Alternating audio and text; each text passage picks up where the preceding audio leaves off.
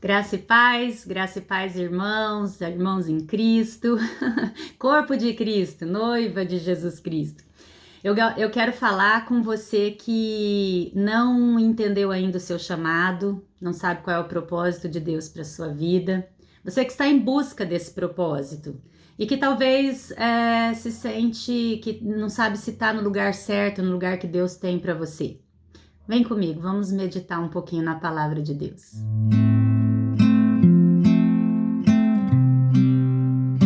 Então vamos lá. O personagem bíblico que eu gostaria de usar nessa meditação sobre propósitos de vida, sobre estar ou não no lugar que Deus tem para nós, sobre sucesso de vida cristã ou vida pessoal, que é a mesma coisa, é o José do Egito, né? A história dele está sendo relatada em Gênesis, ali a partir do verso 37, onde ele é vendido pelos seus irmãos. A gente pode conhecer todos os detalhes dessa história maravilhosa. E se nós confiamos e cremos que toda palavra é inspirada por Deus para nos corrigir, nos exortar, nos salvar, nos libertar, nos direcionar, a história de José não poderia ficar de fora, né? É uma história rica em detalhes.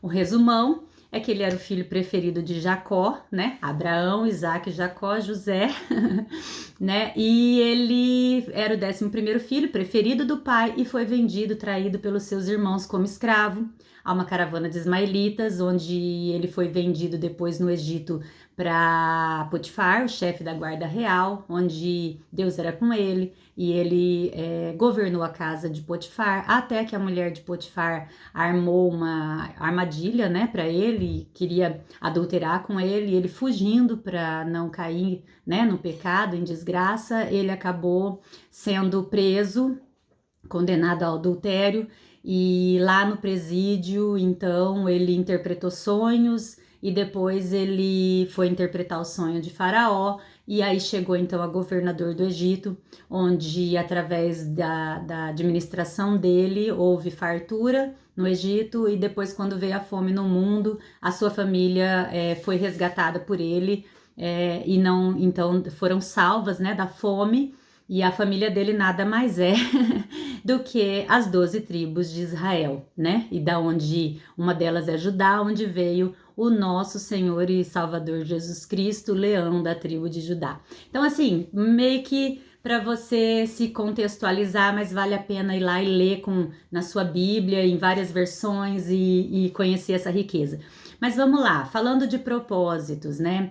Será que eu estou no lugar que Deus pensou para mim? Será que eu estou fazendo a vontade dele? Qual é o propósito de Deus para minha vida, né? E a gente entra num conflito, numa angústia e muitas coisas dando errado, né? Na maioria das vezes na nossa vida, e a gente fala, não, então não é, e orações que Deus não responde favoravelmente como nós pedimos, não tô no lugar certo, não, eu pensei que Deus tinha me chamado para isso, mas as coisas não estão funcionando, e algumas vezes a gente entra numa introspecção que atrasa bastante o nosso caminhar com Cristo, nosso chamado, né? E ser então fonte de água viva, né? Como Jesus falou que aquele que bebesse dele, né, rios de água viva fluiriam. Então, a história de José mostra que nós temos que ser o melhor, a nossa melhor versão, né, em cada situação na qual a gente é colocado. José deixou de ser o filho preferido e passou a ser escravo de um dia para o outro, né? E como escravo, ele foi o melhor escravo, porque senão ele não teria sido comprado pelo guarda o chefe da guarda real, né? E ele foi morar, inclusive, dentro da casa de Potifar. Então, por que ele foi o melhor escravo? Porque ele estava fundamentado nas suas próprias forças? Não, porque Deus era com ele. A palavra de Deus fala, e Deus era com ele. E tudo que ele punha a mão prosperava. Não parece uma coisa estranha? Como que um escravo, vendido como escravo, traído pelos seus irmãos, esteja prosperando alguma coisa? Porque a prosperidade de Deus não é a prosperidade do mundo, né? Às vezes você não está tendo sucesso financeiro, às vezes os seus negócios estão falindo, às vezes você está vivendo um luto por alguém que você ama e orou tanto pedindo a Deus que resguardasse a vida, né? E você pode estar sendo visto como um fracassado, mas na verdade o sucesso de Deus não tem nada a ver com esse sucesso aparente que a gente conhece, né?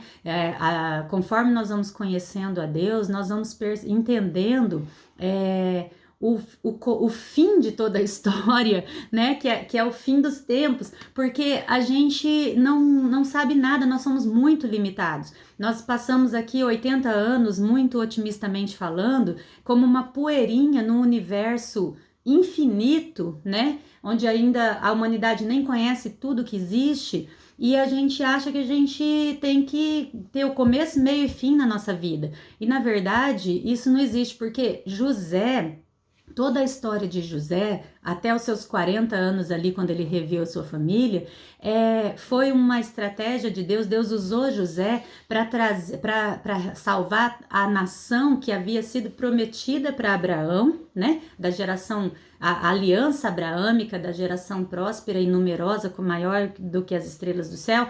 Então, a vida dele ali, ele não viu essa geração numerosa, porque foram ali 70 pessoas da família do pai dele que ele ajudou ali no Egito, depois, quando ele era governador. Então, assim, 70 pessoas não é uma família numerosa, tá? Que não estava contada as mulheres, mas não tá. 140 pessoas, 200 pessoas, isso é maior do que as estrelas do céu. O próprio Abraão, né? Ele, quando recebeu a promessa de Deus, ele já teve consciência que ele não ia ver a promessa. Ele viu o seu único filho ali da promessa de Sara, Isaac, né? E não viu nem o seu neto, entendeu? Mas ele confiou na promessa e ele viveu o milagre do filho na velhice de Sara. E ele confiou até o fim. E ali ele passou esse ensinamento para Isaac, né? Que também confiou até o fim, que passou para Jacó, que depois lutou com o anjo, foi transformado em Israel. Deus transformou o seu caráter, que passou para o seu filho José, e José, agarrado nisso, fez o seu papel. Quando ele foi escravo, ele foi o melhor escravo. Depois, quando ele chegou a chefiar lá a casa de Potifar, ele fez o seu melhor, a ponto de se prejudicar, mas não cair na tentação do adultério. Depois, quando ele chegou no presídio, ele foi o melhor presidiário, porque ele estava firmado naquilo que Deus havia prometido para o seu bisavô, né? E ele sabia que existia algo por vir, mas esse algo por vir não seria nos olhos dele. Então, quando nós não entendemos o nosso chamado, o nosso propósito, o lugar onde a gente deveria estar, fatalmente nós estamos caindo no erro de confiar no que nós estamos vendo. É o que nós estamos vendo. Nós queremos ver que a nossa vida aqui vai ser um final feliz ou um sucesso, nós queremos ver a transformação e, no entanto, o nosso chamado, o propósito é de trabalhar para o reino de Deus, para o reinado de Jesus Cristo. E Jesus vai voltar, ou hoje, ou daqui a pouco, ou daqui a 1000 anos, a gente não sabe. Ele prometeu voltar, assim como ele prometeu vir, veio, prometeu que morreria e ressuscitaria, morreu e ressuscitou e vai voltar. E nós fazemos parte desse processo, nós somos chamados a trabalhar para esse reino aonde Deus nos colocar. Uma vez que nós estamos em obediência, como Deus aconselhou, como Deus falou para Josué, seja forte e corajoso. Ou seja, você precisa de força e coragem para viver mar manso? Você precisa de força e coragem para, se você não vai ter lutas? Se você não vai passar por guerras? Se você não vai passar por tempestades? Não, quem precisa de força e coragem é quem vai enfrentar situações difíceis. E Deus falou para ele, seja forte e corajoso. Medite na minha lei dia e noite, ou seja, você precisa conhecer o caráter de Deus e buscar ser semelhante a Ele e conhecer a vontade dEle, não se é para você estudar tal medicina, ou se é para você abrir um comércio, ou se é para você mudar de igreja. Conhecer o caráter dEle para que você seja semelhante a Ele e fazer a vontade dEle, que é trabalhar para o reino onde Ele te colocou. Ou no presídio, ou como governador, entende essa diferença? Então, assim, a sua vida é muito curta e muito pequena para você conhecer o começo, o meio e o fim dos planos e propósitos de Deus. Mas você tem um chamado para ser participante disso. Toda a história de José, que resgatou a família da fome, né, permitiu que o nosso Salvador viesse através da tribo de Judá, dos seus descendentes. E aí, depois disso, Jesus nos comissionou, fazemos parte da grande comissão. Ide e pregai o evangelho a toda criatura.